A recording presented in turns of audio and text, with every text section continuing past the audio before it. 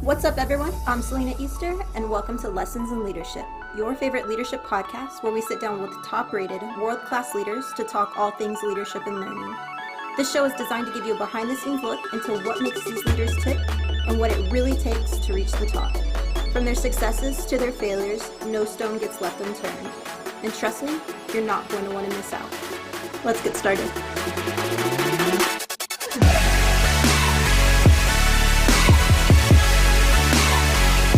So welcome back to another episode of Lessons in Leadership. My name is Selena Easter, and I'm here with Senior HR Generalist, Lea Bernstein. Lea, how are you doing?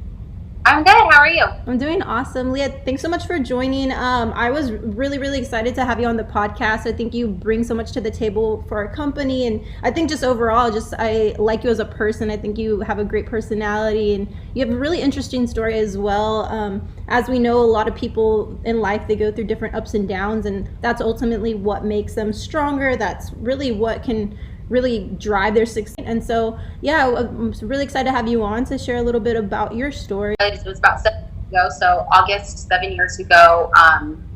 It was about 7 p.m. at night, and it was in Connecticut, so it was a very humid summer kind of day, and it remained quite heavy throughout the day. And it wasn't until I heard a knock on the door, and there were 2 police officers standing there. They were kind of awkward. And I just knew that they were going to deliver.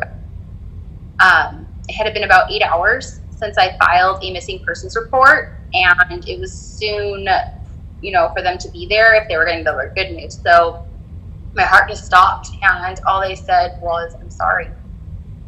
And that was really hard. You just kind of collapse when you hear that. And so what happened was my husband had gone missing that morning. Last time I saw him is we had gone out for breakfast that morning. Normally that wasn't much of a concern, but I knew that he was really struggling with self-esteem. He bravely fought and returned from the Middle East, where he fought in Operation Enduring Freedom.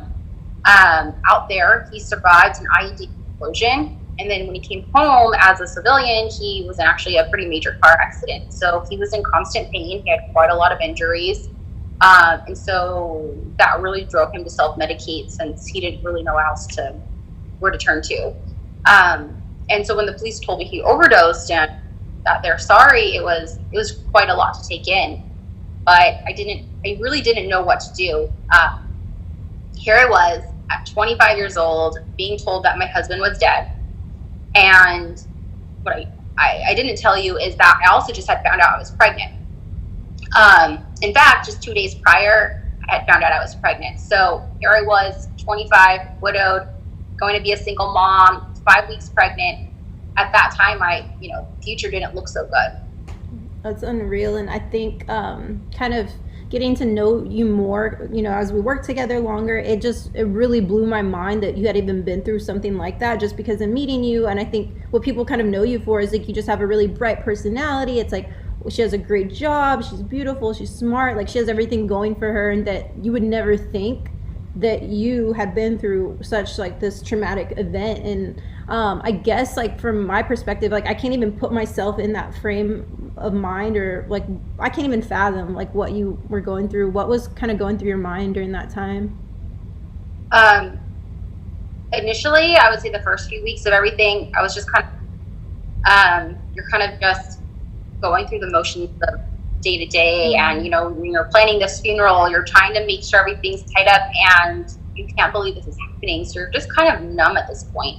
But I was also very early in my pregnancy, and I didn't want a miscarriage or anything like that, so I didn't really have a lot of choice but to think about how am I going to support my unborn child. And despite the fact I received lots of advice from well-intended people, family, doctors, that really explained to me the difficulties of being a single mom and raising a child, and all the difficulties I'm going to face for years to come. But terminating my pregnancy was never an option for me. So I made a promise to myself and to my child that I would do whatever it took to provide the best life possible for them, despite the circumstances that we're faced with.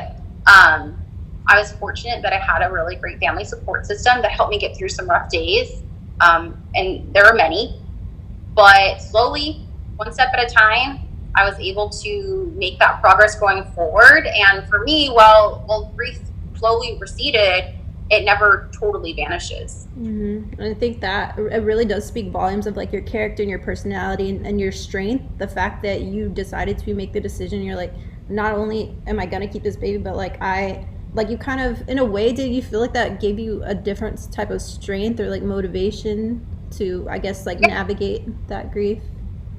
Did. I mean, I definitely think when it comes to like the grief process, because I was constantly focused on my pregnancy and trying to have a healthy pregnancy, my grief probably took a lot longer than some people because I was grieving in like these little doses over the course of this long period of time because I had to kind of cut myself out of these high stress moments, um, versus like some people grieve in a short period of time, but all at once. And so, that kind of dragged out a little bit for me.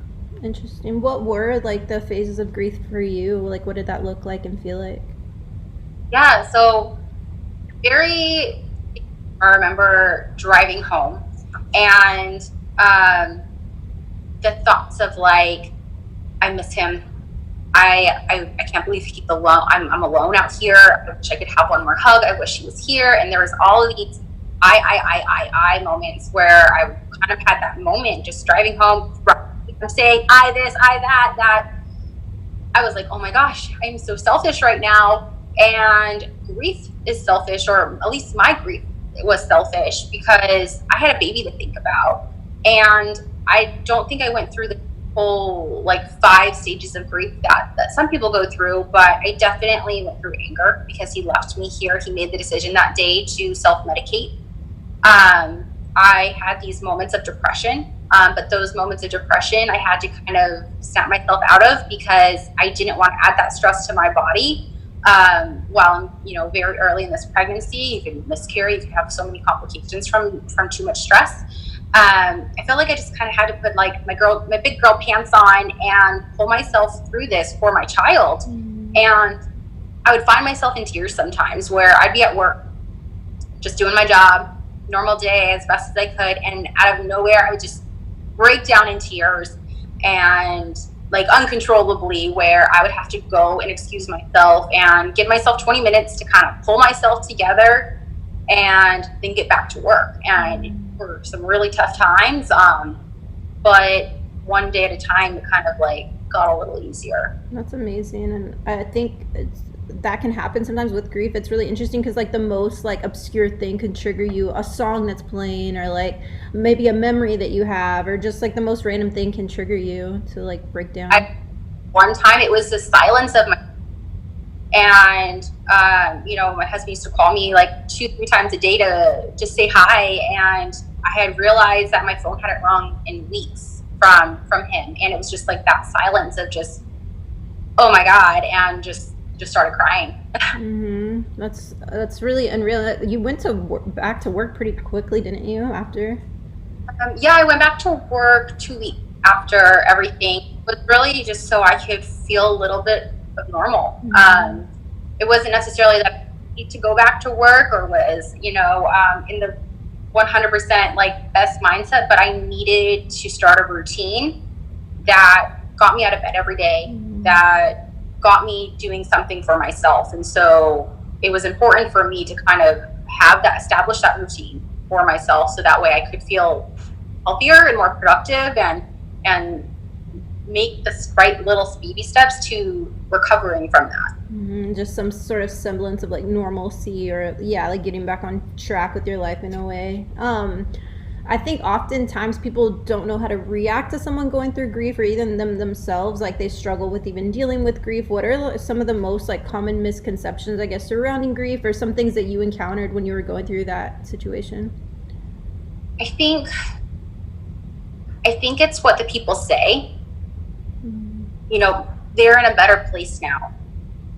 Having gained a new angel, or I understand how you feel. All of those things did not make me feel better. They did not help. And if anything, it made me more angry that people would even say those things, because like I would assume that that's what I would want, or that's what I'm thinking. And you don't know how I feel because my grief is unique to me. And I think some of those things are like they're in a better place now. Like, well, says who? So, I think sometimes what people say are well intended, but they don't necessarily make someone feel better. I think there's also an assumption that people think that you need more people around you. And in reality, like, I needed space. And as an adult, you can call out to the people you need or who you want to surround yourself with. But there are well intended people, even family, that may feel the need to save you, right? I'm 25, I'm pregnant, and my husband dies, and, they're like, I need to save her, I need to help her. And it's like, actually, I needed space. I didn't want to be totally immersed by people because that didn't give me the space I needed to heal or to grieve or to feel those emotions. So if you allow people to save you, you don't grow, and you don't grow from that experience. And I think that's so important to allow yourself to feel some of those pains so you can grow from that experience. Sometimes when you're going through a tragedy, and I felt this way, is that I lost my voice, and you don't know how to speak up for yourself or tell people what you do need. And so I think it's important for people to at least be aware of that, is that not everyone knows how to speak up for themselves in those moments, because so much is happening at once that it's so easy to kind of get lost and allow people to do these things for you, but when really you need that space to kind of just be. I think that's really powerful advice, and it's sort of contrary to like what we needed. We like our sort of natural instinct is like, yeah, to save, like you need to save this person because they're going through this. But in reality, people need, yeah, like you said, their space to like feel. Maybe they need to feel anger. They need to, even like how you said, like your cell phone not going off. Like you need to experience like the gap or like what's missing so that you can like grow and learn and get past that feeling. Because if you don't get to go through that pain or struggle, you're kind of delaying your grief in a way, wouldn't you say? Absolutely. Absolutely. What, I guess, for someone who might be going through grief themselves, you said like for you, you felt like you lost your voice. What advice, I guess, in addition to that, would you give for someone that might be going through pain, whether it's like a hard breakup or a loss of a loved one, whatever it is? What advice would you Yeah. have? Well, yeah. So, like you said, there's a lot of grief we go through in life. So, death, the loss of a loved one, a breakup, the loss of a job, a house. There's so many things that we go through in life that forces us to grieve to some degree. I think it's not just death, but the same solution is for any of those griefs. And for me, in my opinion, that is taking grief and taking the moment to be quiet and to be still and to embrace it. And so often we are measuring ourselves to how others go through this world, right? So we're measuring to our job title, to our friends, to our family, to our siblings, and what that looks like. And I think even if you're going through the same grief together, so, maybe siblings lost a parent, that grief is unique to you. And taking the time to just be quiet and be still is so important to go through that experience, because it is unique to you. And I think that being mindful of that pain is so important for your growth. I would agree. And like in you talking, it kind of reminded me of this quote. It says like the cure for pain is in the pain.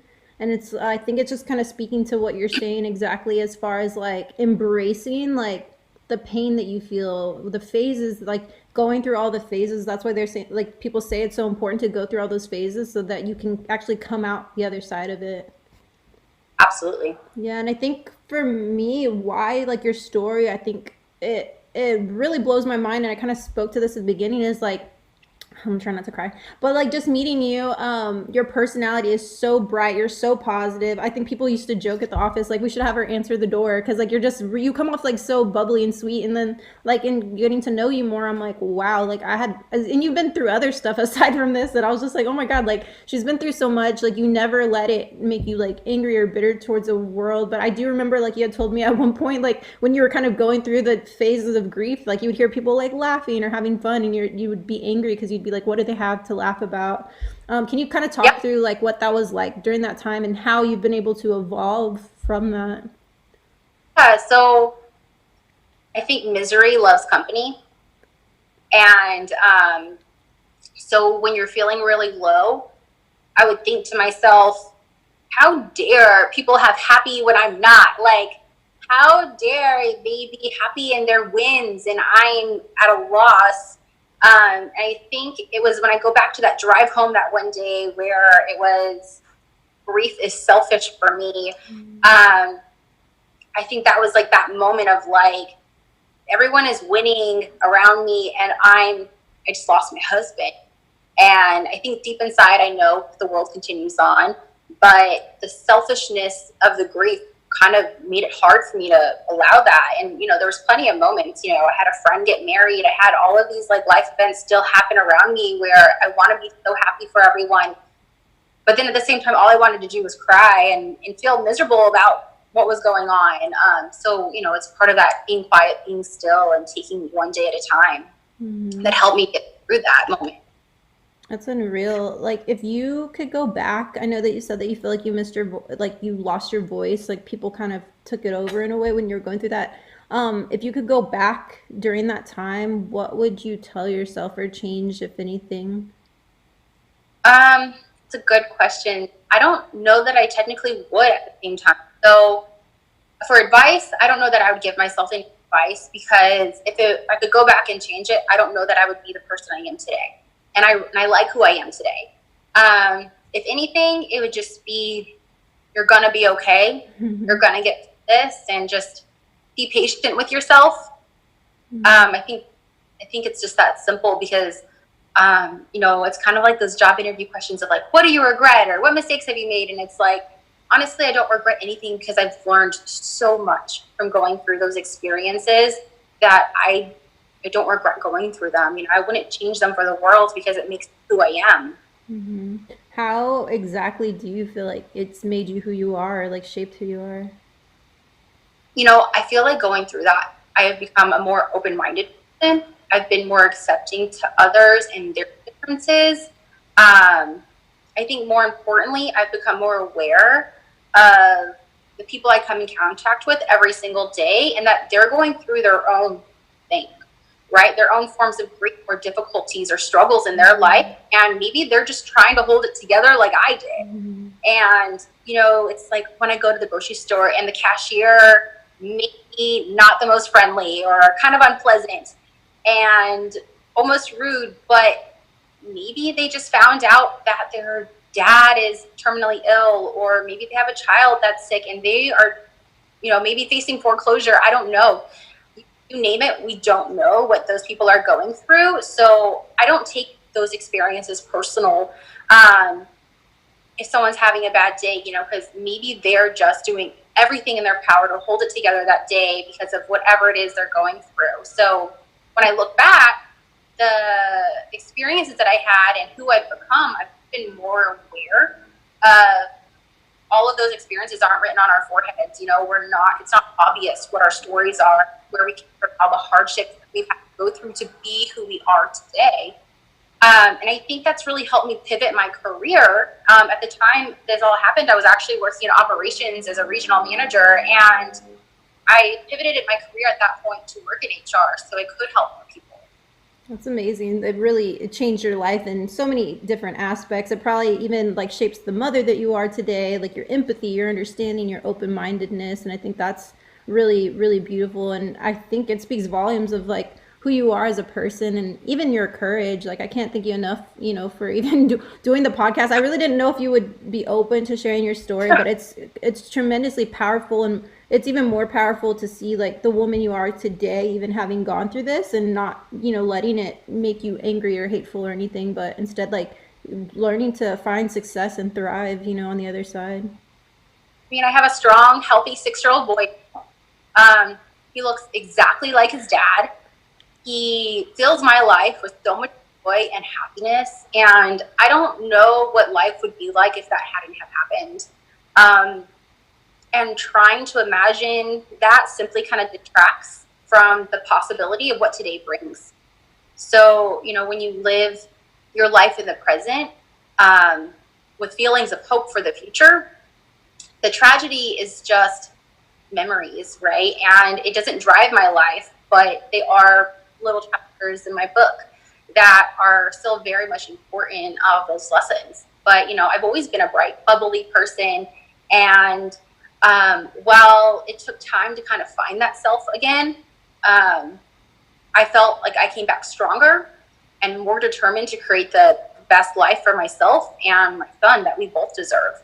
It's amazing, and I can definitely speak to that because you're strong. Meeting your mom, I was like, oh my god, like maybe this is where she gets it from. I wasn't sure, but your mom's awesome. You're awesome, and I think like you even having the strength to share this very personal story and with the team, I think they're gonna really appreciate it. I appreciate it. I think it's a beautiful story in different ways, even though it was tragic. Like I think so many people can learn and walk away like, hey, this is grief and this is what it really looks like. And to your point, like you don't know what people are going through, behind the scenes. Yeah, absolutely. Well, awesome. Well, Leah, thank you again. I feel like this is an episode that will always like really stand out to me because of just like your courage to even share your story. So thank you so much. I appreciate it. No, I'm happy to be here. And I just think if I can give anything else out there, it's just to, when you're faced with grief, just start one day at a time, get out of bed, take a shower, do one thing for yourself, right? Whether it's take yourself for a walk, do a little exercise, and know that it's okay to say no. So if people are asking you to do things or get out there, and it's okay to say no, and just to, you don't need an explanation. Just be still, be quiet. At the end of the day, life goes on.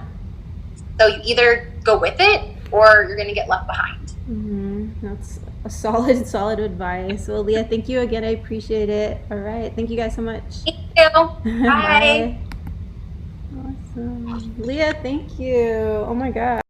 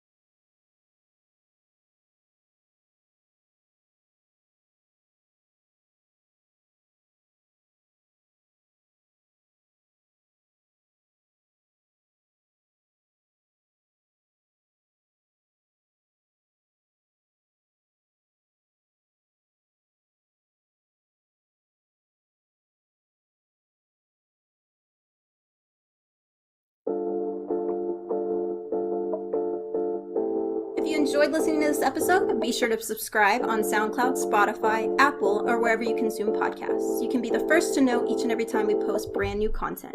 Be sure to rate, review, and share. Thank you so much for listening, and I hope today's episode has brought you that much closer to your success. And don't